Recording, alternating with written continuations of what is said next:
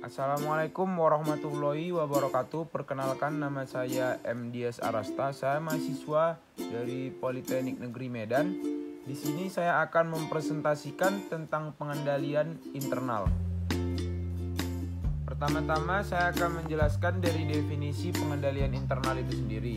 IAPI atau Ikatan Akuntan Publik Indonesia mendefinisikan pengendalian internal sebagai suatu proses yang dijalankan oleh Dewan Komisaris, manajemen dan personel lain entitas yang didesain untuk memberikan keyakinan memadai tentang pencapaian 3 golongan tujuan yang berikut ini.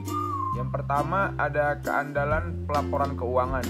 Di sini maksudnya keandalan informasi pelaporan keuangan merupakan wujud pertanggungjawaban pengelolaan keuangan publik dan sesuai dengan peraturan pemerintah nomor 71 tahun 2010 merupakan dua unsur nilai informasi yang penting terkait dengan pengambilan keputusan sebagai pihak.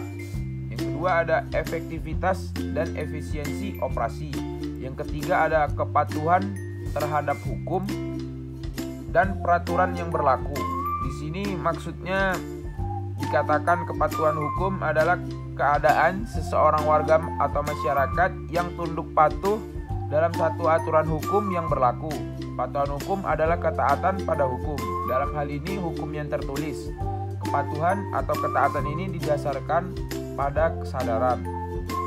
Berikutnya kita akan masuk ke sistem pengendalian internal. Di sini saya membaginya dua, ada pengendalian internal akuntansi dan pengendalian administratif. Di pengendalian internal akuntansi itu dalam teori akuntansi dan organisasi, pengendalian internal atau kontrol internal didefinisikan sebagai suatu proses yang dipengaruhi oleh sumber daya manusia dan sistem teknologi informasi yang dirancang untuk membantu organisasi mencapai suatu tujuan atau objektif tertentu. Di sini pengendalian internal merupakan suatu cara untuk mengarahkan, mengawasi, dan mengukur sumber daya suatu organisasi.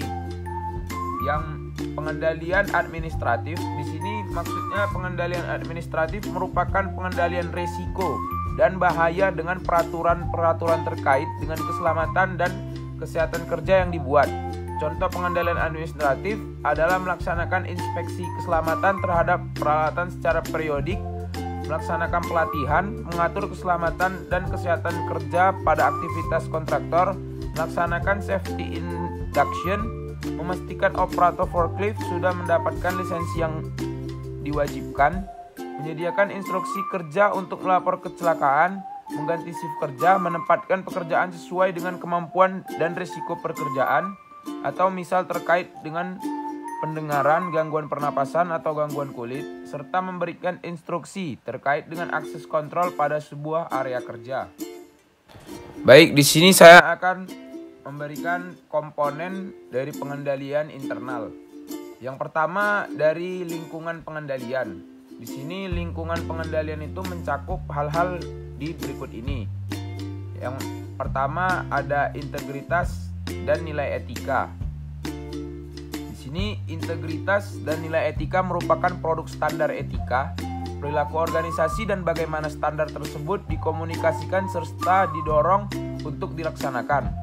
Standar tersebut mencakup tindakan-tindakan manajemen untuk menghindari diri atau mengurangi dorongan atau godaan yang mungkin mendorong seorang untuk bertindak tidak jujur, melanggar hukum, atau tindakan yang lain yang tidak etis. Ada juga di sini komitmen terhadap kompetensi, yaitu komitmen atas kompetensi yang mencakup pertimbangan manajemen atas tingkat kompetensi untuk tugas-tugas tertentu dan bagaimana tingkat kompetensi ini diterjemahkan ke dalam pengetahuan dan keahlian yang dipersyaratkan. Ada juga masuk ke partisipasi Dewan Komisaris atau Komite Audit. Di sini maksudnya Dewan Komisaris berperan penting dalam tata kelola korporasi yang efektif karena memikul tanggung jawab untuk memastikan bahwa manajemen telah mengimplementasikan pengendalian internal dan proses pelaporan keuangan yang layak. Dan ada juga struktur organisasi. Maksud dari struktur organisasi adalah sebuah garis hierarki atau bertingkat yang mendeskripsikan komponen-komponen yang menyusun perusahaan. di mana setiap individu atau SDM yang berada pada lingkup perusahaan tersebut memiliki posisi dan fungsinya masing-masing. Dan ada juga masuk ke pemberian wewenang dan tanggung jawab. Dan yang terakhir ada kebijakan dan praktik sumber daya manusia. Di sini aspek paling penting dari pengendalian internal adalah personil. Baik, kita masuk ke komponen pengendalian internal yang kedua, yaitu penaksiran resiko. Di sini resiko dapat timbul atau berubah karena keadaan yang berikut ini. Yang pertama ada perubahan dalam lingkungan operasi. Maksud dari perubahan dalam lingkungan operasi itu akan terjadi setiap saat, umumnya berupa gerak perubahan dari salah satu atau gabungan faktor-faktor lingkungan luar, baik pada skala nasional, regional maupun global. Sebagian dari dampak yang mereka timbulkan banyak terbukti telah mempengaruhi datangnya berbagai kesempatan. Yang kedua ada personel baru. Yang ketiga ada sistem informasi yang baru atau yang diperbaiki. Yang keempat ada teknologi baru. Yang kelima ada lini produk atau produknya sendiri atau aktivitas baru. Yang keenam ada restrukturisasi korporasi. Maksud dari restrukturisasi korporasi yaitu merupakan induk dari berbagai upaya perusahaan untuk memperbaiki kinerja di masa depan. Restrukturisasi korporat pada prinsipnya merupakan kegiatan atau upaya untuk menyusun ulang komponen-komponen korporat supaya masa depan korporat memiliki kinerja yang lebih baik. Ada juga masuk ke operasi luar negeri.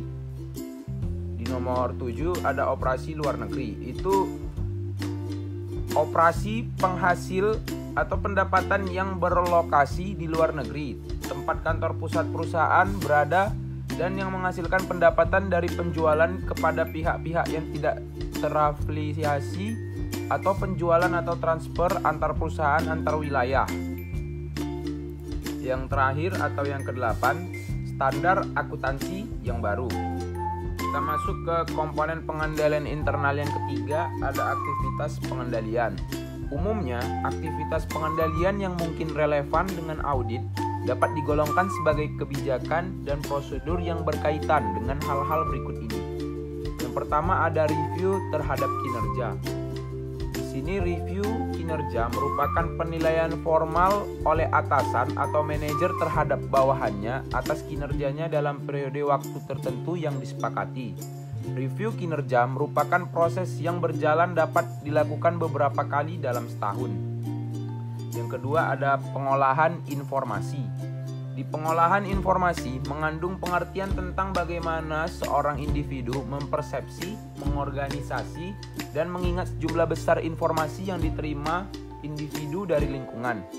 Hal yang demikian juga dapat dikatakan bahwa pengolahan informasi dapat dikatakan sebagai bagaimana respon individu terhadap informasi yang diberikan oleh lingkungan di sekitarnya. Yang ketiga ada pengendalian fisik. Di sini pengendalian secara fisik adalah tindakan pengendalian hama yang menggunakan faktor fisik seperti menaikkan suhu dengan cara pembakaran, menurunkan suhu dengan penggenangan, solarisasi tanah, lampu perangkap, serta pengaturan cahaya dan suara. Yang keempat, pemisahan tugas. Suatu prinsip dasar pengendalian internal yang mencegah individu-individu dari memiliki tanggung jawab untuk semua tahap dari suatu proses pekerjaan, sehingga menjaga terhadap penyalahgunaan atau penyalahgunaan aset perusahaan. Berikutnya, komponen pengendalian internal yang keempat, yaitu informasi dan komunikasi. Auditor harus memperoleh pengetahuan memadai tentang sistem informasi yang relevan dengan pelaporan keuangan untuk memahami yang pertama, golongan transaksi dalam operasi entitas yang signifikan bagi laporan keuangan. Yang kedua, bagaimana transaksi tersebut dimulai. Yang ketiga, catatan akuntansi, informasi pendukung, dan akun tertentu dalam laporan keuangan yang tercakup dalam pengolahan dan pelaporan transaksi.